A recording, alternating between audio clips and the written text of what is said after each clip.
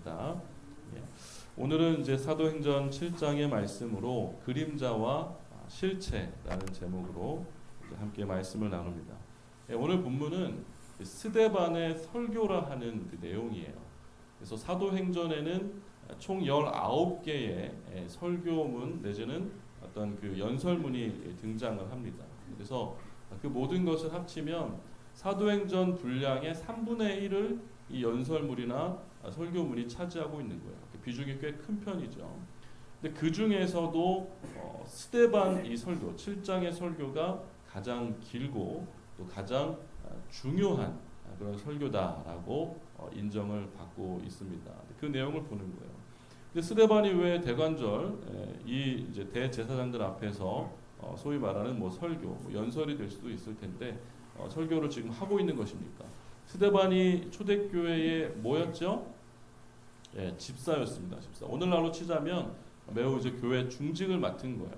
그래서 교회 중직을 왜 맡게 됐냐? 이제 초대교회에 예수님의 부활이 이 사건이 알려지고 또 이제 성령 강림 사건이 이제 일어나니까 사람들이 막 모이기 시작하는 거예요. 그래서 막 대부흥이 일어납니다. 그러니까 사람도 많아지면서 동시에 교회 재정도 넉넉하게 되는 거죠. 그렇죠? 그러다 보니까 이제 매일매일 사람들이 모여 있으니까 이제 구제를 합니다. 가난한 사람들도 이제 있는 거예요. 그 틈에. 그러니까 그들을 돕고 그들의 끼니를 해결하기 위해서 여러 가지 봉사행위들이 매일매일 일어났던 거예요. 그런데 이제 그 틈에 헬라파 사람과 히브리파 사람 간의 어떤 갈등이 생기면서 헬라파 과부들이 왜 우리는 매일 구제에서 빠지게 하느냐 이러면서 이제 불만의 목소리가 커지는 거예요. 그러니까 12사도만으로 그 거대해진 초대교회를 다스려 나가기가 너무 힘든 거죠. 그래서 사역하기 위한 일손을 이제 뽑은 거예요. 말하자면 지혜와 성령이 충만한 사람 이제 7집사를 세웠고 그 중에 이제 대표적인 사람이 오늘 우리가 보고 있는 이제 스데반 집사였던 거예요.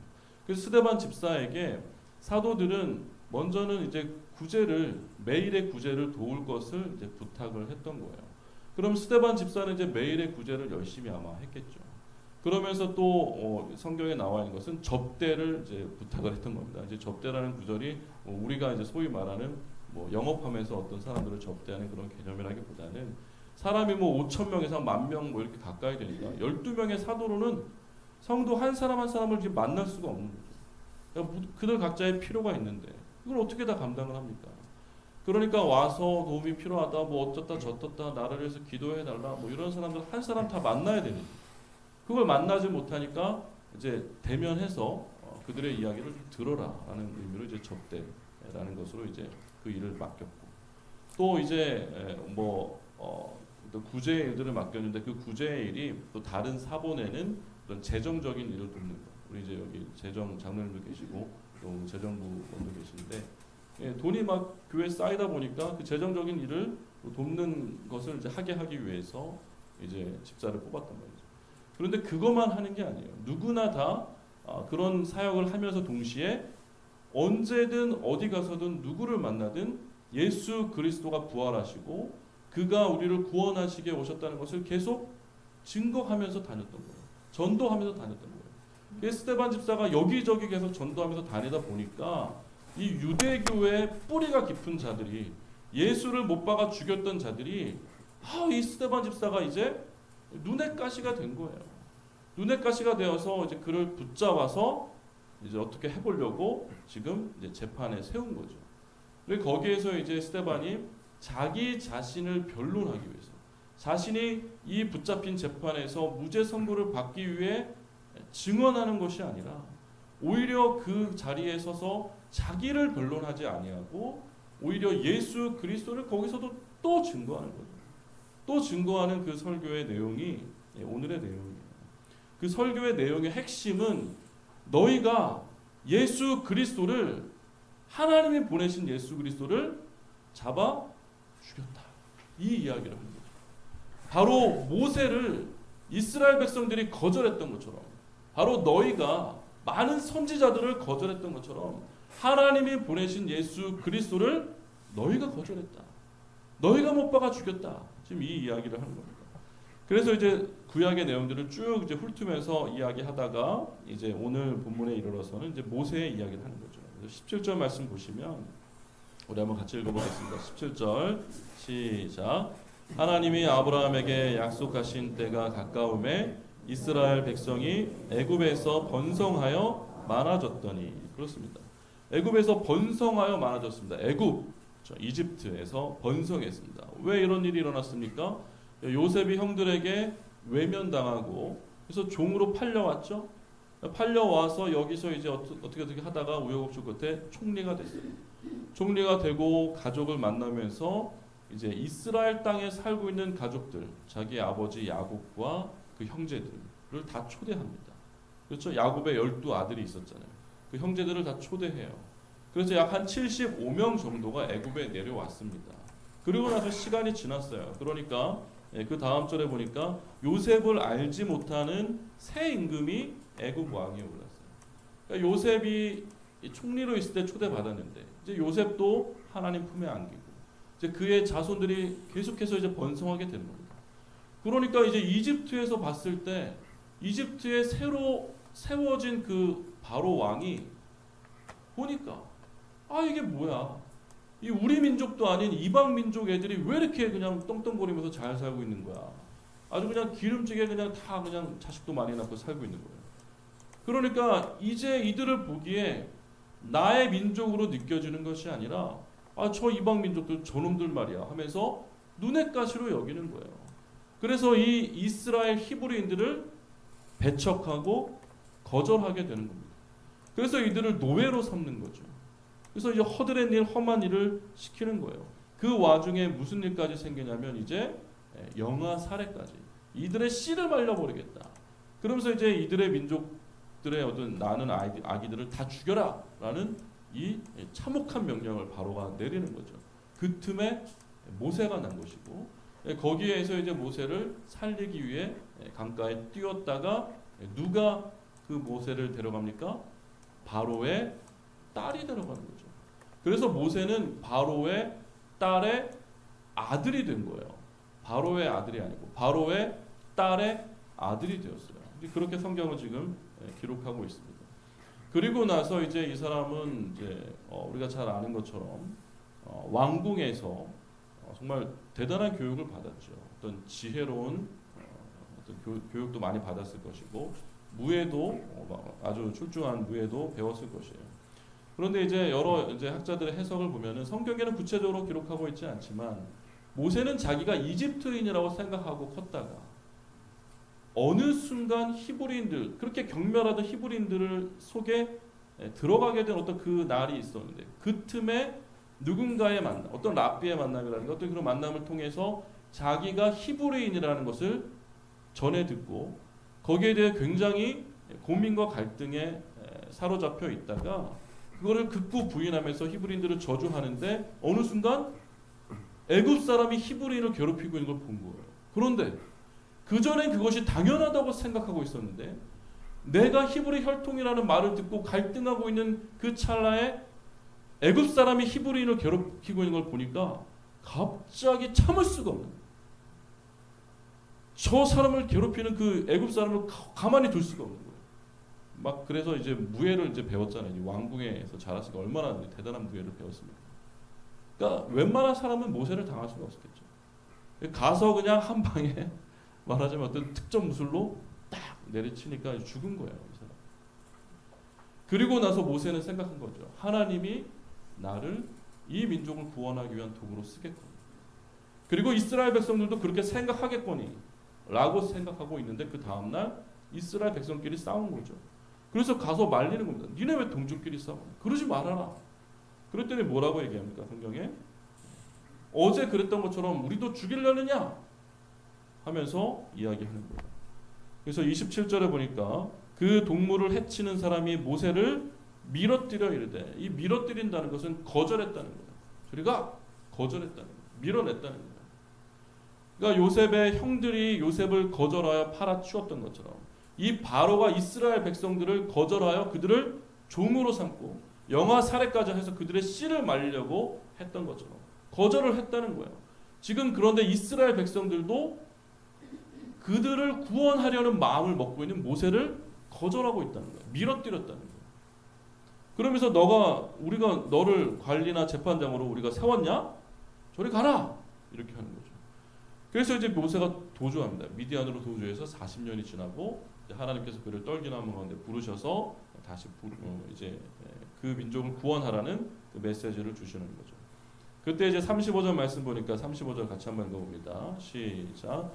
그들의 말이 누가 너를 관리와 재판장으로 세웠느냐 하며 거절하던 그 모세를 하나님은 가시나무 떨기 가운데서 보이던 천사의 손으로 관리와 속량하는 자로서 보내셨으니 그렇습니다. 그러니까 누가 너를 관리와 재판장으로 세웠느냐 하면서 거절했던 그 모세를 하나님은 택하여서 그 민족을 구원하기 위한 도구로 쓰신 거예요. 그러니까 이것은 누구를 예표하고 있는 겁니까?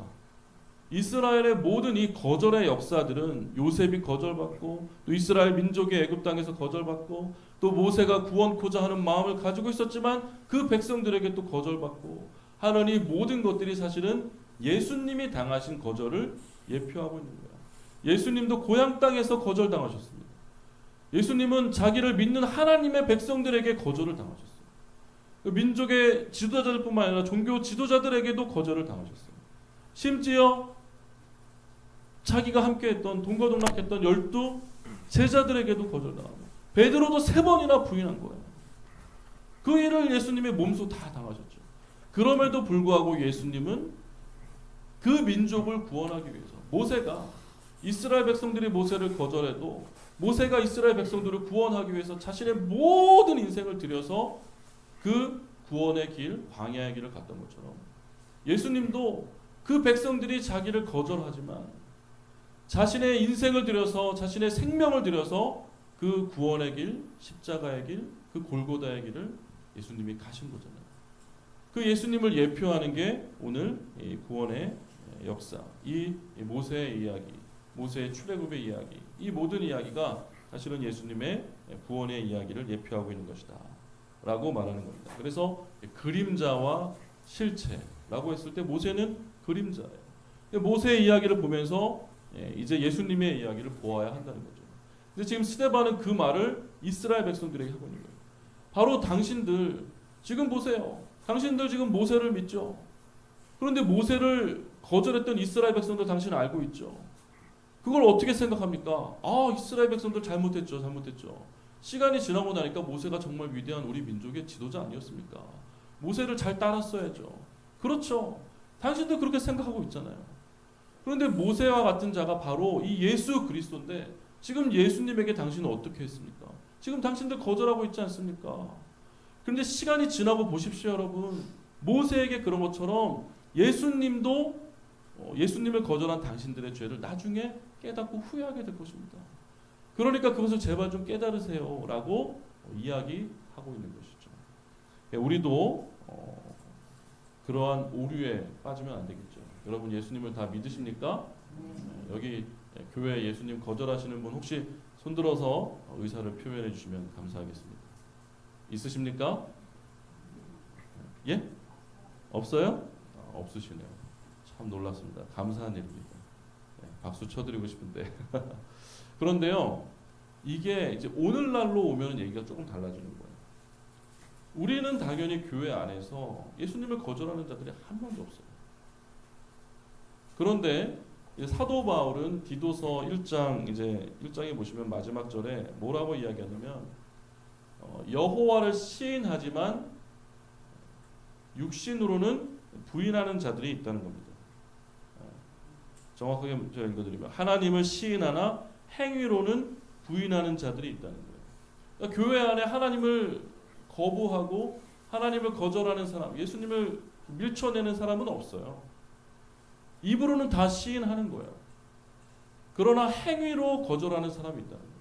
그게 무엇이냐면 그 디도가 목회하던 그 교회에 이제 유대파와 헬라파들이 또 이제 막 섞여 있으니까 이제 이렇게 막 분류를 나누는 겁니다. 이 프랑스의 철학자 부르디에가 구별짓기라는 유명한 이제 그 이론을 내놨어요. 구별짓기는 뭐냐면 어딜 가든 사람이 모인 곳은 자기들끼리 끼리끼리 이렇게 구별을 짓는다는 거예요. 뭐 예를 들면 뭐 운동 같은 거 하는 경우도 뭐 저는 골프를 한 번도 안 쳐봤습니다. 좀 공에 소질이 없어서. 근데 골프를 치면 어떻습니까? 골프는 가난한 사람들이 칠 수 있어요, 없어요? 없어요. 골프를 치려면 일단 신발도 비싼 거 신어야 되고 뭐 옷을 다 일단 비싼 거 입어야 돼요. 그리고 돈을 가지고 또 웃으시는 분들이 계신데 아주 가난한 사람은 골프를 못 치겠죠, 그렇죠? 그러니까 이제 어느 정도 이 채라든가 이런 걸 다 구비하고 하려면 돈이 있어야 된다는 거죠. 그러니까 골프를 친다는 것은 내가 사회적으로 어느 정도 위치에 있다는 것을, 경제적으로 약간의 풍요가 있다는 것을 드러내는 스포츠라는 거예요.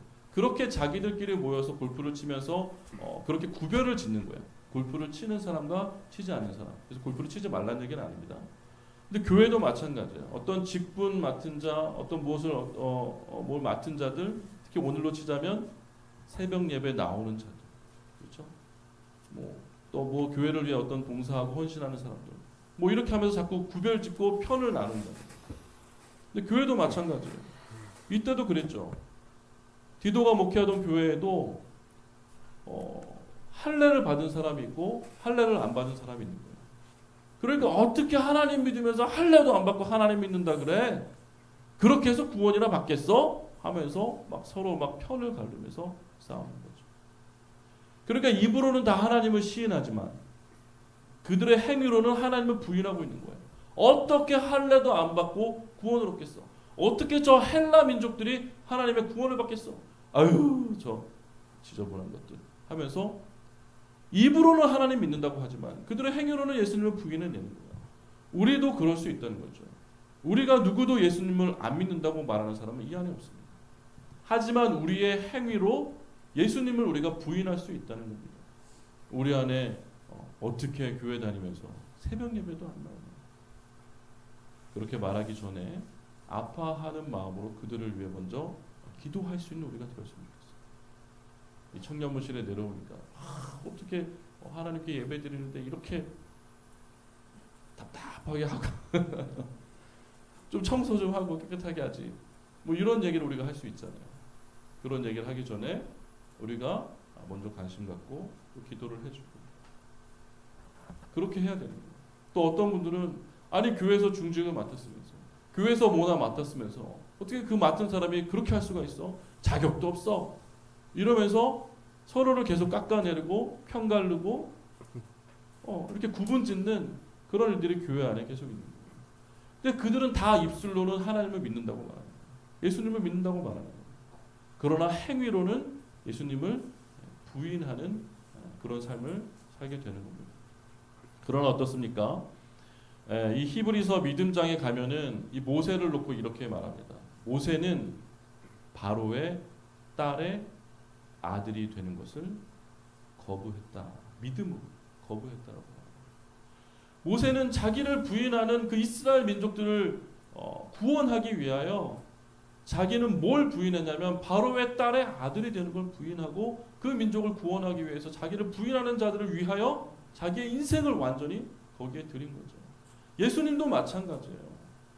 내가 좋건 싫던 간에 여기 있는 이 공동체들, 우리나라에 있는 하나님 믿는 자들, 예수님 믿는 자들, 그 사람들을 구원하기 위해서 예수님은 하나님의 아들 된 그 자리를 부인하시고 자기를 부인하는, 입으로는 시인하지만 행위로는 부인하고 있는 그 사람들까지 포함해서 자기를 부인하는 자들을 구원하기 위해서 예수님은 십자가에 못 박히고 자기 목숨을 내놓으신 거예요.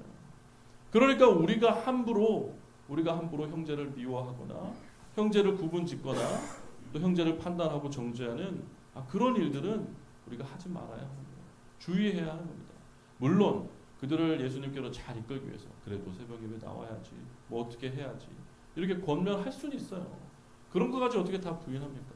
할 수는 있지만은 우리 마음에 어떤 편을 가르고 또 구분을 지어서 어떤 그 사람을 공동체 안에서 조금 더 먼 곳에 두고 싶어하는 그런 마음들이 우리 안에 있다면 그것은 우리가 믿음을 가지고서도 예수님을 부인하는 이 스데반 앞에 선 이 사람들, 이스라엘 백성들과 같이 예수님을 못 박은 자들과 같이 그들과 같은 위치에 우리도 설 수 있다는 것을 오늘 말씀해 주고 있는 것입니다. 이제 말씀을 마무리합니다. 오늘 말씀은 이제 모세의 이야기를 통해서 예수 그리스도를 바라보라고 이야기하고 있는 거예요. 예수 그리스도. 예수님은 그 높은 보좌에 앉으실 수도 있지만 우리 이곳에 있는 한 사람 한 사람을 구원하시기 위하여 사랑하셔서 십자가에 피 흘리기까지 그 죽음을 감당해 내신 것입니다.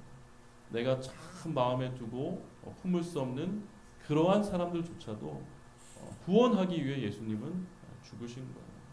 그래서 우리 공동체 안에서 또 우리 가정 안에서 미움과 또 분쟁과 나눔이 눈 녹듯 사라지고 예수 그리스도의 부활이 증거되고 예수 그리스도의 또 부활의 신앙을 가지고 살아가고 또 성령의 충만함으로 거짓이 아닌 진리로 우리가 살아가면서 서로 사랑의 띠로 하나 될 수 있는 우리 송파동 교회가 될 수 있고 우리의 모든 가정들 될 수 있기를 주님의 이름으로 축복합니다. 아멘.